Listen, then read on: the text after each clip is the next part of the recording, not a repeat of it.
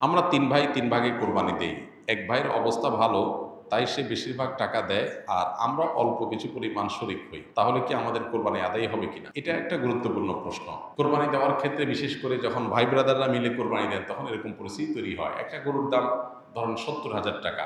তো এক ভাই তার উপার্জন অনেক কম, সেজন্য সে ৳৫,০০০ দিছে। আর বাকি টাকা যেটা আছে সেটা হয়তো বাকি ভাইরা দিছে। কোরবানি হবে কিনা? উত্তর হলো কারোর কোরবানি হবে না। কোরবানিতে যেকোনো একটা পূর্ণ অংশ নিতে হবে। ৭ ভাগের একটা পরিপূর্ণ অংশ, ৭ ভাগের ১ ভাগ, ৭ ভাগের ২ ভাগ, ৩ ভাগ, ৪ ভাগ, সর্বনিম্ন ১ ভাগ নিতে হবে। ভগ্নাংশ নেওয়া যাবে না। অর্থাৎ ১ ভাগেরও অর্ধেক নেওয়া যাবে না। ২ ভাগ মিলে ১ ভাগ নিছে, হবে না। তখন সেটা গোশত খাওয়া হবে।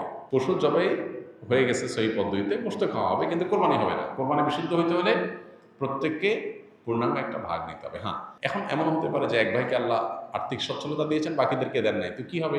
তখন সচ্ছল যিনি, তিনি তার পক্ষ থেকে কোরবানি দিয়ে বাকি সবাইকে সবার পক্ষ থেকে দিবেন যে ঠিক আছে, তোমার পক্ষ থেকে একটা শেয়ার, তুমি টাকা দিলা না, আমি তোমারটা দিয়ে দিলাম, এটা হতে পারে।